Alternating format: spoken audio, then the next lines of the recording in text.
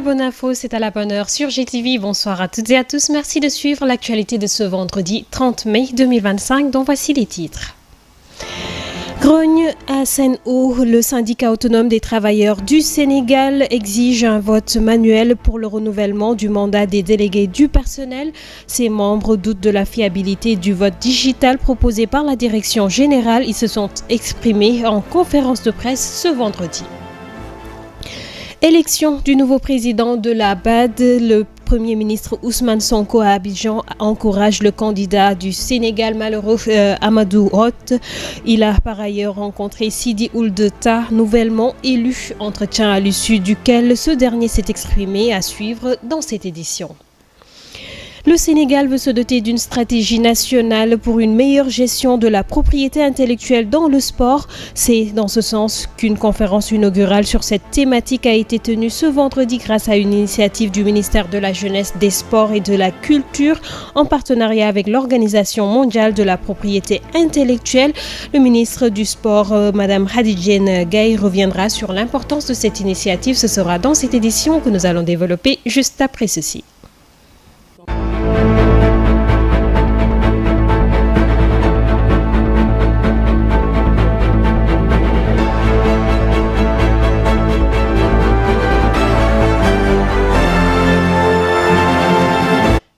Plaisir de vous retrouver, fidèles téléspectateurs de GTV, dans cette édition face à la volonté de la direction générale de la Sen'Eau d'organiser un vote digital pour le renouvellement du mandat des délégués du personnel. Le syndicat autonome des travailleurs des eaux Sénégal, en collaboration avec l'Union des travailleurs, a exprimé sa colère et son inquiétude en conférence de presse ce vendredi. Les syndicalistes ont dénoncé ce qu'ils considèrent comme une manipulation et interpellent le ministre du Travail pour l'organisation d'élections libres et transparentes. Omar Sow est le secrétaire général du CETAS et il s'est exprimé au micro d'Aïssa Touba. En effet, depuis 2 ans maintenant, la direction générale de Sen'Eau refuse d'organiser les élections des délégués du personnel, violant ainsi le Code du travail qui stipule que ces élections doivent se tenir tous les 3 ans. La direction générale de Sen'Eau tente ainsi d'imposer le vote par voie digitale via une application entièrement conçue et contrôlée par son équipe. Ce vote digital prévu pour se dérouler sur 17 jours à partir du 3 juin prochain se caractérise par une absence de consensus entre les acteurs syndicaux et ne repose à ce jour sur aucune base réglementaire. En outre, le fichier électoral et le découpage des établissements de vote n'est pas conforme non plus. Par cet acte posé par la direction générale de Sen'Eau, on voit clairement que cette direction défie l'État du Sénégal qui, à travers le ministère du Travail, lui avait ordonné dans le cadre des négociations tripartites et dans le pacte de stabilité sociale d'organiser les élections des délégués du personnel en mode physique en cas d'absence de consensus. Nous exigeons ainsi de la direction générale de Sen'Eau à mettre un terme à ce simulacre de vote digital qui n'offre aucune garantie de transparence et de fiabilité et qui en plus n'agrée pas la majorité du personnel qui a boycotté d'ailleurs à plus de 80% les tests à blanc effectués l'année dernière sur cette application de vote digital. Le SATES et l'UTUS, qui sont les syndicats majoritaires à la Sen'Eau, ont décidé de rejoindre la majorité du personnel pour ne pas prendre part à ce semblant de vote digital que la direction de Sen'Eau tente de forcer. Nous en appelons donc au ministère du Travail à mettre un terme à cette dérive sans précédent de la Sen'Eau, qui constitue une réelle menace aux libertés syndicales et aussi une menace au pacte de stabilité sociale. L'obtention de cartes professionnelles et de commandes publiques, l'accompagnement et l'encadrement des artisans du Sénégal, entre autres, tels sont les points phares du plan d'action et du nouveau président de l'Union nationale des chambres de métiers. Élu pour son 3e mandat, il interpelle le gouvernement sur la situation des artisans, des ouvriers des Guerpis. Moussa Dieye, le président de l'Union nationale des chambres de métiers, s'exprime s'exprime au micro d'Aïssa Touba. Voilà, aujourd'hui nous avons tenu notre assemblée générale de renouvellement 10 bureaux de l'Union nationale des chambres de métiers du Sénégal. Et aujourd'hui nous venons de terminer l'assemblée générale de l'Union nationale des chambres de métiers pour un mandat de 3 ans dont nous avons pris l'engagement de travailler d'arrache-pied avec mes collègues pour défendre les intérêts du secteur de l'artisanat. Le développement du Sénégal passe vraiment par le développement du secteur de l'artisanat et nous allons travailler pour faire de l'artisanat l'épine dorsale de l'économie sénégalaise. L'artisanat, une passerelle pour l'industrialisation du Sénégal, mais également l'artisanat est un maillon très important pour la formation et l'insertion des jeunes. L'artisanat est la solution pour le développement économique et social du pays. L'artisanat joue un rôle très important et parfois on ne nous implique pas. Comme je peux citer le dialogue national qui vient d'être terminé, dont nous saluons beaucoup, mais on n'a pas pu impliquer les artisans du Sénégal. L'État du Sénégal doit encadrer, accompagner les artisans pour relever les défis économiques. Je crois que ce secteur-là nécessite d'être impliqué. C'est pour cela que nous lançons un appel à son Excellence Bassirou Diomaye Diakhar Faye, vraiment en lui témoignant notre engagement. Tous les présidents des chambres de métiers s'engagent à lui accompagner sans réserve, à accompagner son projet et programme pour le développement du Sénégal. Le ministre de l'Intérieur et de la Sécurité publique, Jean-Baptiste Tine, s'est rendu hier à Touba, Darou Khoudoss. Il se rendait en visite sur le site de l'immeuble de 3 étages en construction qui s'est effondré dimanche dernier à Darou Khoudoss. Pour rappel, cet incident a causé la mort de 11 personnes et 7 blessés. Le ministre de l'Intérieur promet des mesures fortes. Il s'est exprimé au micro de notre correspondant à Touba, Adama Ba. D'abord, m'incliner devant la mémoire des disparus, prier pour le repos de leur âme et prier aussi pour leur famille qu'ils ont laissée ici. Aux blessés, dont il reste encore 4 dans les 2 hôpitaux, je souhaite un prompt rétablissement. Il y en a 3 qui sont déjà retournés chez eux. J'en ai profité pour présenter mes condoléances au khalife général des Mourides et le saluer, comme d'habitude, au nom du chef de l'État, du Premier ministre, du gouvernement et à mon nom personnel. Ce qui est arrivé est un accident, c'est vrai, c'est un accident. Partout où il y a de l'activité, il y a des risques d'accident. Il y a une enquête qui est en cours. Il est trop tôt pour dire voilà la raison pour laquelle on a eu cet accident. C'est un accident que nous regrettons tous beaucoup. Nous verrons exactement ce qui s'est passé et nous prendrons les mesures appropriées pour que de tels accidents soient réduits à leur strict minimum, aussi bien à Touba que sur l'ensemble du territoire national. Dans cet ordre d'idées, le président de la République avait déjà donné des instructions au gouvernement, et plusieurs conseils des ministres déjà, pour faire l'inventaire des immeubles menaçant en ruine, c'est-à-dire déjà des immeubles prêts qui menacent ruine, mais aussi de faire en sorte de veiller au respect des normes de construction. Le champ politique s'enrichit d'une nouvelle entité Sénégal bi ñu bokk lancée mercredi par Barthélémy Diaz. Selon Hassan Samb, le choix de la date n'était pas fortuit, c'était un coup de communication.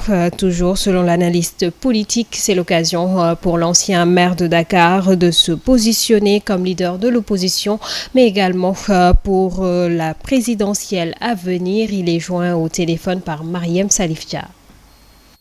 Je dois préciser que, effectivement, Barthélémy Diaz a saisi l'opportunité de l'organisation de la journée du dialogue national du 28 pour lancer son mouvement Sénégal bi ñu bëgg, justement dans un souci de faire un peu de publicité autour de sa personne, pour faire un peu de contre-dialogue, comme on dit, et bien sûr faire de la publicité pour son mouvement. Et il est clair que donc Barth a tout intérêt à se lancer en politique maintenant, puisqu'il a pris la décision effectivement de s'affranchir de la tutelle de Taxawu Sénégal. Il a été combattu férocement par le régime en place en le privant de tous ses mandats électifs de député et de maire. Aujourd'hui, le choix qui s'offre à lui, c'est de se lancer à fond dans la bataille du moins politique, véritablement en essayant d'asseoir les conditions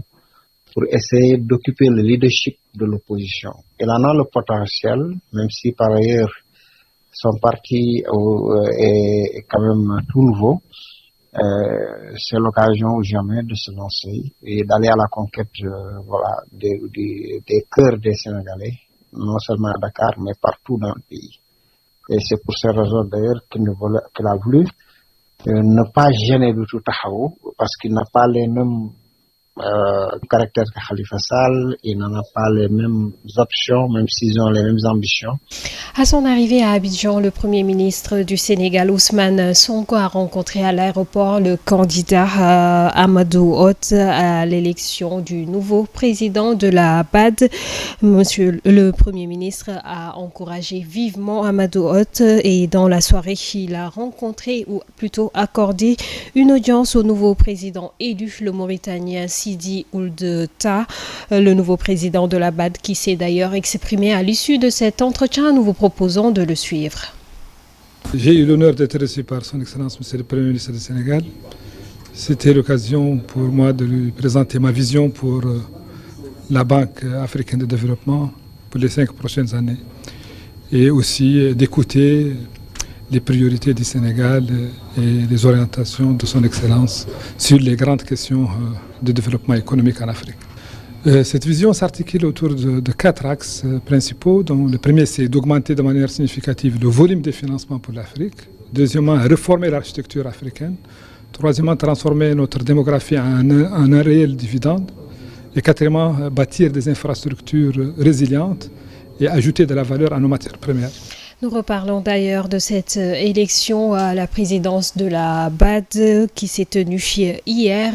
C'est lors du 3e tour que le Mauritanien Sidi Ould Tah, que vous venez de suivre, a été élu par le Conseil des gouverneurs. Une défaite du candidat Amadou Hott que beaucoup ont assimilé à un manque d'influence de notre diplomatie actuelle. Selon l'analyste Babacar Domingo Mané, tel n'est pas le cas. La candidature de Amadou Hott daterait de 2023. Il s'est exprimé au téléphone d'Amsatou Gano.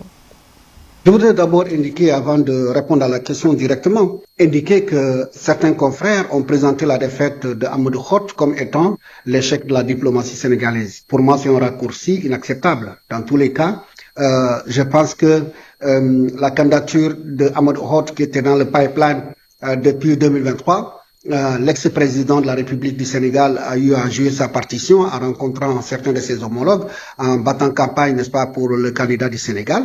Mais au finish, ce n'est pas lui qui décide, ou ce n'est pas le Sénégal qui décide. Non, en tout cas, c'est un ensemble de pays qui décide, qui doit être, n'est-ce pas, à la tête, n'est-ce pas, de la BAD. C'est ce qui est arrivé. Amadou Hott, n'est-ce pas, a joué. Amadou Hott, n'est-ce pas, a perdu. Nous sommes dans le jeu normal, n'est-ce pas, d'une compétition où justement il faut envisager les deux éventualités, à savoir l'échec, n'est-ce pas, et la réussite. Donc dans ce cas, il a échoué, il a tenté sa chance, il est allé jusqu'au 3e tour. Donc, et d'ailleurs, ceux qui pensent que le Nigeria n'a pas soutenu Amadou Hott font fausse route. D'après, disons, l'envoyé spécial de Confidentiel Afrique, Aïdara, une partie, n'est-ce pas, des Nigérians, n'est-ce pas, ont voté pour Amadou Ba. D'ailleurs, c'est pourquoi il s'est retrouvé au 3e tour. Donc ça aussi, il faut le noter. L'un dans l'autre, pour moi, la leçon qu'il faut retenir par rapport à cela, c'est que c'est maintenant que la campagne doit démarrer, la prochaine échéance. Donc pour la prochaine échéance, c'est maintenant que la campagne doit démarrer. Et le candidat du Sénégal, le futur candidat, doit être aidé par la diplomatie sénégalaise à travers des accords bilatéraux, en se rapprochant des pays frères. Et je pense que c'est maintenant qu'il faut mener la campagne. Il ne faut pas attendre 1 an, 2 ans, n'est-ce pas, disons de l'échéance, n'est-ce pas, pour battre campagne, parce que évidemment, c'est une candidature, c'est une élection vraiment en jeu.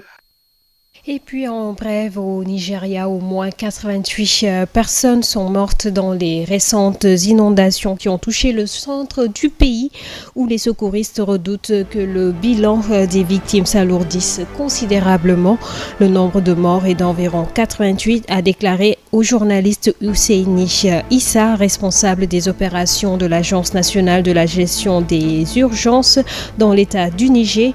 Le précédent bilan établi vendredi matin faisait état de 36 morts. De son côté, le porte-parole de l'agence de gestion des urgences, Ibrahim Odouf Husseini, avait déclaré auparavant s'attendre à ce que ce bilan augmente considérablement car il y a des sauveteurs déployés à différents endroits.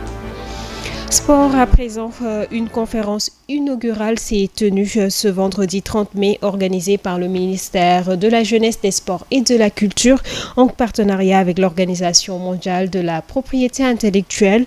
L'élaboration d'une stratégie nationale pour la propriété intellectuelle dans le sport au Sénégal est le thème choisi pour cette activité, une initiative novatrice et inclusive visant à faire du sport un vecteur de paix et de développement économique. La cérémonie a été présidée par le ministre de la Jeunesse, des Sports et de la Culture, Madame Hadidjen Gaye, qui va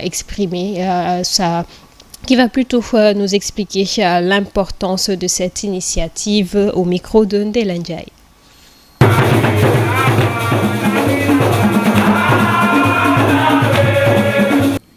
Chers participants, mesdames et messieurs, tout l'honneur est pour moi de vous souhaiter la bienvenue sur la terre hospitalière du Sénégal, le pays de la Teranga, à l'occasion de cette conférence inaugurale consacrée à un sujet d'une importance stratégique, le rôle de la propriété intellectuelle dans le financement et le développement durable du sport. Notre pays, le Sénégal, a une longue tradition de terre d'accueil d'événements dont l'objectif est la protection de la propriété intellectuelle en matière de sport. Pour rappel, en 2013, déjà à Dakar, se tenait une conférence internationale sur l'utilisation stratégique de la propriété intellectuelle pour promouvoir le développement du sport en 2013. Et aujourd'hui, cette présente rencontre est à la fois symbolique et visionnaire. Elle reflète la volonté affirmée du gouvernement du Sénégal de faire du sport un moteur de croissance dans le cadre de la mise en œuvre de l'agenda national de transformation 2050. Ce plan ambitieux fait du sport un axe prioritaire. En effet, il accorde une attention particulière au renforcement du capital humain et à la valorisation du sport pour asseoir une économie compétitive. Nous nous préparons à accueillir en 2026 les Jeux olympiques de la jeunesse. Ce rendez-vous historique, premier du genre sur le continent africain, et qui offrira une bonne opportunité de bâtir un legs durable au-delà des podiums et des médailles. La tenue de cet événement majeur du calendrier sportif international sur le territoire national marque notre ambition de positionner le sport comme catalyseur d'une économie innovante, inclusive et tournée vers l'avenir. Cette conférence que j'ai l'honneur de présider au nom de son Excellence, Monsieur le Premier ministre, s'inscrit pleinement dans cette dynamique. Elle vise à identifier ensemble les leviers qui permettront de transformer notre passion pour le sport en une industrie moderne, compétitive, créatrice d'emplois et de richesses.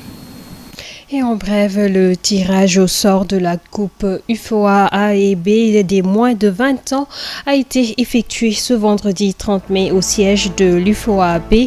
Le Sénégal hérite donc de la poule C aux côtés de la Côte d'Ivoire, du Bénin et de la Sierra Leone dans des phases de groupe qui promettent déjà des étincelles. Les autres groupes sont ainsi composés. Le groupe A, Ghana, Togo, Gambie, Libéria. Et puis le groupe B du Nigeria, Burkina Faso, de la Guinée, du Niger et du Mali. Rappelons donc que le Sénégal loge dans le groupe C en compagnie de la Côte d'Ivoire, du Bénin et de la Sierra Leone. Et puis cette compétition est prévue du 15 au 30 juin prochain au Ghana. C'est ce qui met un terme à cette édition. Merci de l'avoir suivi. Excellente suite de programmes en compagnie de GTV. Bonsoir et Juma Moubarak.